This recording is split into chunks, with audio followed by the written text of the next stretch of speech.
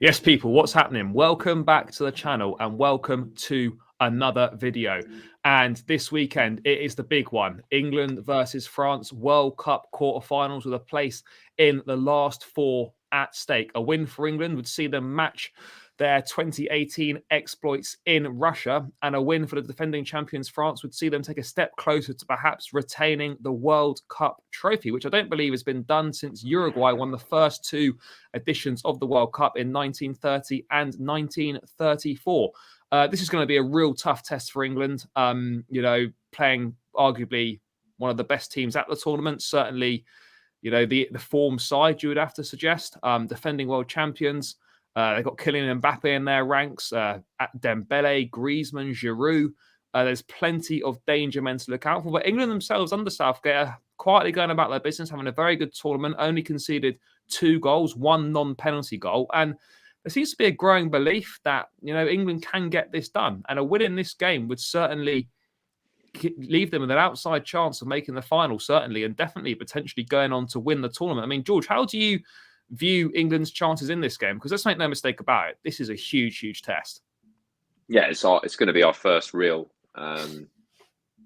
first test in the tournament, and we know from history that when England tend to play big sides at knockout stages, that's where we come unstuck. It's been a trend throughout England's history at World Cups, particularly.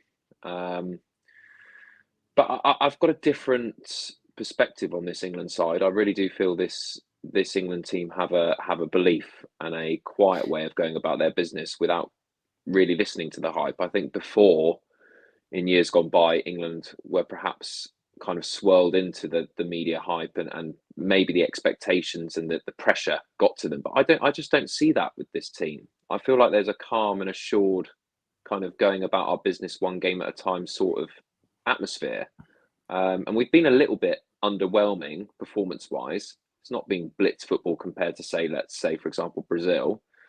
But it's just as effective. And I think if there's one thing you've got to give Southgate credit for, it is getting that business done, albeit not very pretty on the eye. But I honestly, I don't see, and I'm not being biased, I don't see this as a kind of France heavily favourites in this tie. I do think France aren't as great as when they won the World Cup. And I think we've got threats, Jude Bellingham in particular, and Phil Foden, who can, France will be looking over their shoulder and thinking, well, how are they going to combat them? The obvious one, like you alluded to, is Kylian Mbappe. I mean, how are we going to deal with him? Remains to be seen. But I'm quietly confident. Yeah, I mean, look, I don't think that the French certainly aren't overwhelming favourites. I'd say this game is very much even, or if we go in percentages, probably say 55-45 in favour of the French. I just think they've got that tournament know-how. They've been there. They've won it. The bulk of the squad is very much the same from 4 years ago. Obviously, no Pogba, no Kante through injuries. Benzema obviously lost through injury before the tournament started. But I think that's a bit of a blessing for France because they actually play a lot better football with Olivier Giroud up top. I think Mbappe prefers playing with Giroud. So I think that balance has actually perhaps helped them a little bit more. Perhaps Pogba not being there as well. And we talk about big egos in teams. Perhaps the French are benefiting from not having those big egos. That we're talking about world-class players in Pogba and Benzema. But actually, in terms of a team dynamic, perhaps that's actually better for them and serving them better, not having those big players there. And I think you look at England as well, and there doesn't. I mean, credit where credit's due to Southgate, how he's made England a real collective, a real nice dynamic there. You listen back to players that played in the so-called golden generation and there'd be like separate tables for the Liverpool lads, separate tables for United, separate tables for Chelsea. No one really mixed together. And it was very much, not perhaps the nicest environment to be in. Now, everyone gets on, the environment's great. And you're seeing those rewards on the pitch. So Southgate, credit to him, has really, revitalized that harmony within England, making players look forward to playing for their country again.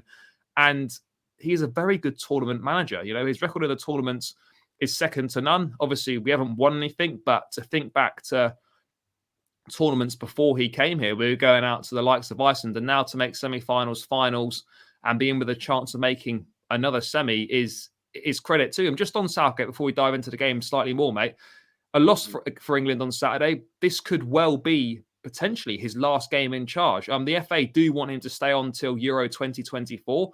If we were to go out on Saturday, mate, do you think he deserves one more crack, or do you think, by keeping him on, we run the risk of going down kind of the Arsene Wenger route at Arsenal or Joachim Löw at Germany, where they just stay on for too long and perhaps slightly undo some of the good work they've done previously?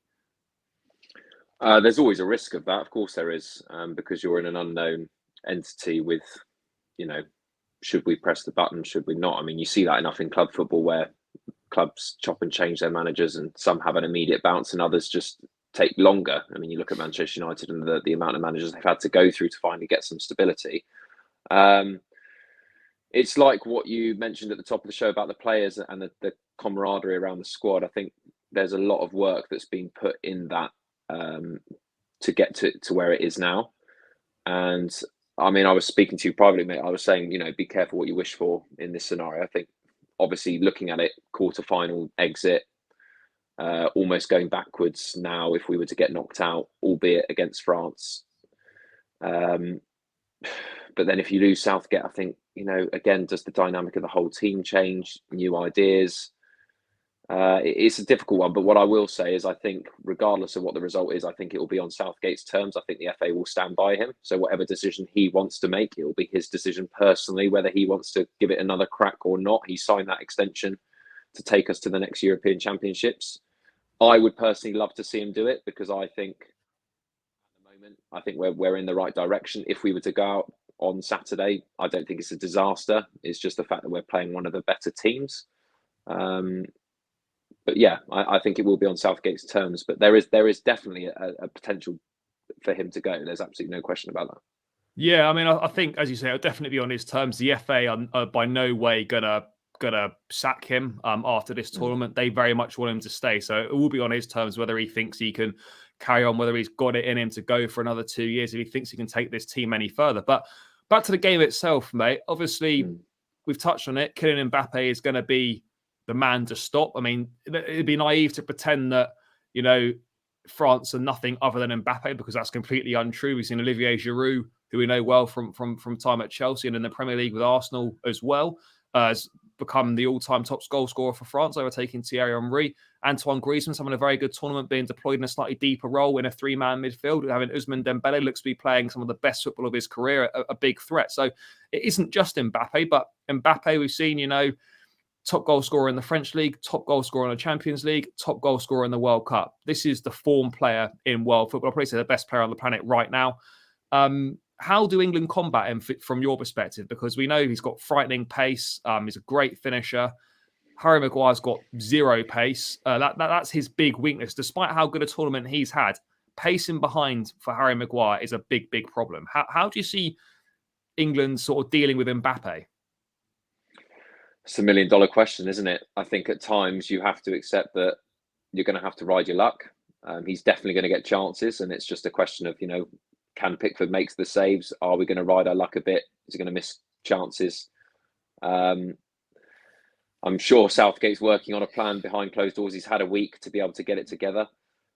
You only have to listen to some of the interviews from. I thought I saw Jack Grealish's one the other day where he was looking at some of Mbappe's clips and saying how frightening he is, and we don't know how we're going to stop him, which is quite alarming when one of your own players is saying they're not sure. But you have to almost accept that he is sometimes unstoppable in moments, and you have to accept that. I think that the sooner you accept that, the more you can kind of concentrate on the more minor details of the game, because it isn't just him. But I agree, tournaments tend to pick out individual stars who do shine and become the central focus point. You only have to look at maybe Ronaldo in that 2002 Brazil team, Miroslav Klose for Germany back in the day.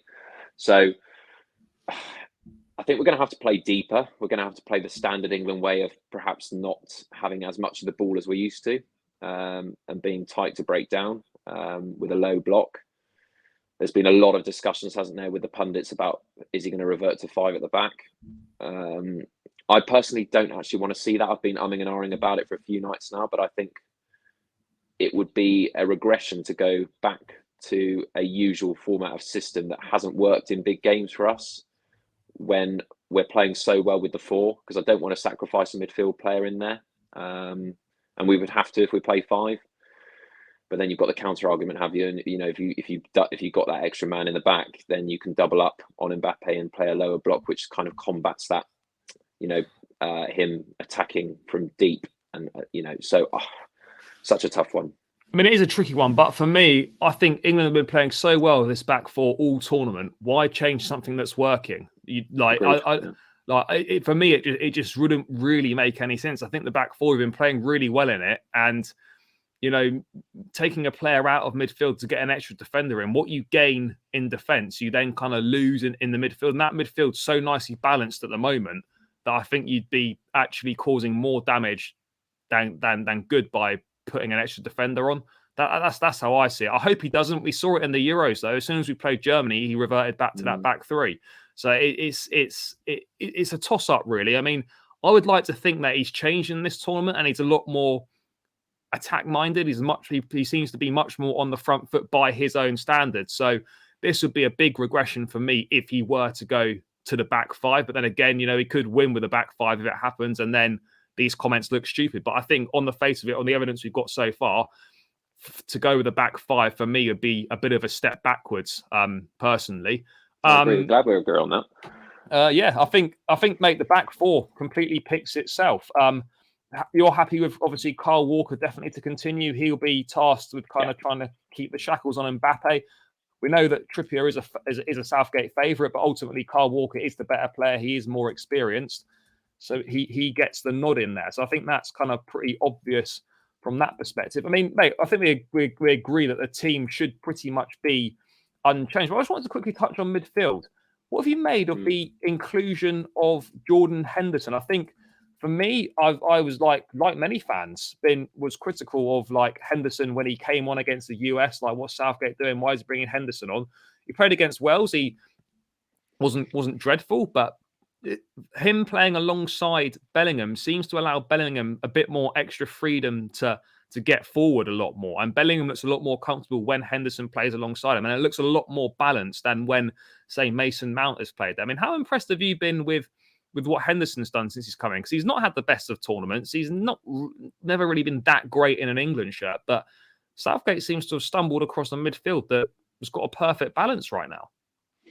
Yeah, well, I have to say I was one of the fans that was kind of applauding it, and I think sometimes people overlook and I think this has been a problem of England's as well, kind of picking players that are better players as an individual. So, of course, Henderson is probably not as good as, say, Mount or a Foden or any other midfield player in there, but what he offers to the other players that are around him in terms of his discipline and his experience to just kind of do the dirty work, the hard graft, win those, first and second balls in the air, break up play, hold shape, and just allow, as you said, Bellingham to play forward and have a more expansive role, which we want him to do. I don't think Bellingham gets that if he's playing alongside, say, Mount, for example, or a Maddison. So despite both of those players probably being better than Henderson, it's all about the team connection. And for me, I think it's a really good switch up from Southgate to have someone as experienced as Henderson in there. And I like his work rate. He's obviously got himself a goal at the tournament now. And I agree. I think it would be totally foolish to revert back to, a back three or a back five, as you say, to sacrifice one of those midfielders, because then you're asking Bellingham to play a more disciplined role in the game. And I don't think that suits him, particularly, when you're playing against players like Rabiot, who are so experienced in the middle. I think you would find that really tricky. So, yeah, I've been pleasantly surprised like most. I still don't think he was going to play that well, but I thought he was a good inclusion, and it turned out to be all right. Yeah, I mean, Henderson, Bellingham, and Rice up against Tchouameni, Rabiot, and Griezmann is going to be a fascinating matchup in the midfield. I think we agree that the front line is going to change. Harry Kane has had a good tournament, got his first goal against Senegal. He's been very prominent in the England side there. 3 assists. He's dropped deep. He's a creative player as well. So despite his lack of goals by his standards, he still had a very good tournament and played a very important role in this England side. Bukayo Saka definitely starts on the right-hand side. I think you'll probably agree with me. He's had a fantastic tournament.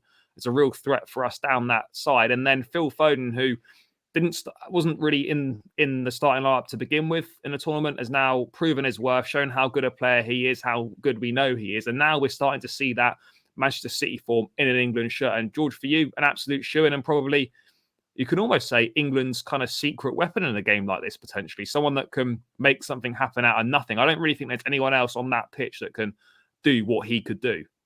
No, and I'm sure the French are looking at, those types of players and having the same headaches as we're having with Mbappe, albeit Mbappe being a better player now. But I still think Walker and Mbappe is going to be a fantastic battle. It's going to be really exciting to watch. But Foden's one of those players where he's just so unexpected. And the French aren't going to know an awful lot about him, I feel. So he's a bit of an unknown quantity, which excites me and is going to worry a lot of French fans. So hopefully he can be the one that unpicks the back line for France. Nah, certainly. I mean, mate, here we go. All that remains to be done now is a score prediction. I think the possibility of extra time or penalties is very real in this game. How do you see it going? Bloody hell. I mean, it's literally a toss of a coin, isn't it? It's that tight. I agree. I think this could be our first kind of extra time penalty scenario that's going to occur. Bloody hell. I'm going to go 1-1 in normal time, and I'll go England on pens just for the sake of it. No. But I don't know. Mate, I'm going to go. I also agree that it's going to be 1-1 after the 90, but I think the French are going to beat us 2-1 in extra time. I hope I'm wrong, but that's just the feeling I've got about the game. But yeah, guys, that concludes the preview. Thanks for tuning in. Please make sure you smash the likes on the video, subscribe to the channel if you haven't done so already, and leave your thoughts in the comments below, whether you agree or disagree with anything we said in this preview. And we'll catch you again soon.